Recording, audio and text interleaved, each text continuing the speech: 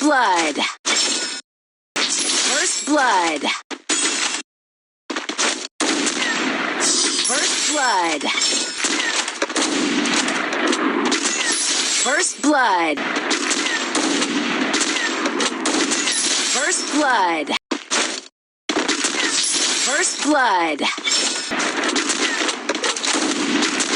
First blood.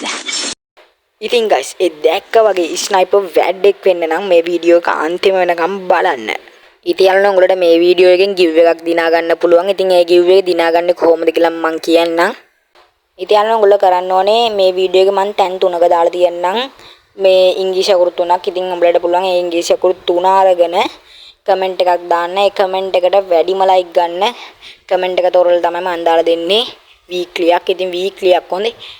අනිවාර්යෙන්ම ඉතින් උඹලට වීක්ලි දිනා ගන්න ඕන නම් කිව්ව දේවල් ටික හරියටම කරපන්. ඉතින් ඒ වගේම තමයි guys මාව සබ්ස්ක්‍රයිබර්ස් කරලා තියෙන්න ඕනේ. ඉතින් මම බලනවා මාව සබ්ස්ක්‍රයිබර්ස් කරලා තියෙන්න ඕනේ අනිවාර්යෙන්ම.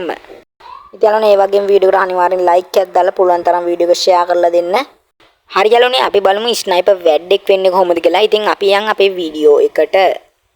ඉතින් යාළුවනේ අපේ පළවෙනි කාරණාව තමයි උඹලා කස්ටම් හබ් එකට ගිහිල්ලා මෙන්න මෙතන තියෙනවා උඹලගේ මේ ගන් ස්විච් බටන් එක. ඉතින් උඹලා ඒක අතනින් ඔන් කරගෙන වරෙන් ගන් ස්විච් බටන් එක අනිවාර්යෙන්ම දාගනින්. ඒක තියදී තමයි අපිට හෙඩ්ෂොට් ගහන්න පුළුවන්. ඉතින් උඹලා ඒක තියාගනින්. උඹලා කස්ටම් හබ් එක උඹලට පුළුවන් ඒ කියන්නේ පුඩු තැනක අතට ඇඟිලි වලට හුරු තැනක තියාගනින්. හොඳට ගහන්න පුළුවන් තැනක තියාගනින්. උඹලා 3 fingers ගහනවා නම් 2 fingers ගහනවා නම් අනිවාර්යෙන් ඉතින් මේක ඕනිමයි කට්ටියට. ඉතින් ඒක නිසා අනිවාර්යෙන් ඒක දාගනින්. ඊට පස්සේ උඹලට සුපිරියට මේ ගන් එක ස්විච් කර සුපිරියටම හෙඩ්ෂොට් ගහන්න පුළුවන්. ඒක නිසා අනිවාර්යෙන්ම වෙපන් ස්විච් බටන් එක දාගනින්. ඉතින් යාළුවනේ මගේ දෙවැනි කාරණාව තමයි ඉතින් ඔයාලා හැමදාම ට්‍රේන් එකට වරින් ට්‍රේන් එකට කොහොමවත් ඔයාලා ගේම් එකකට යන්න කලින් ට්‍රේන් එකට ඇවිල්ලා ඵලයන්. ඉතින් උඹලට සුපිරියම් ප්ලේන් හදාගන්න පුළුවන්. AWM හරි මොනවම හරි ගාලා උඹලා ප්ලේන් හදාගන්න නම් අනිවාර්යෙන් ට්‍රේන් එකට ඇවිල්ලා යන්න ඕනේ. ඉතින් අපි බලමු අපේ තුන්වෙනි කාරණාව මොකක්ද කියලා.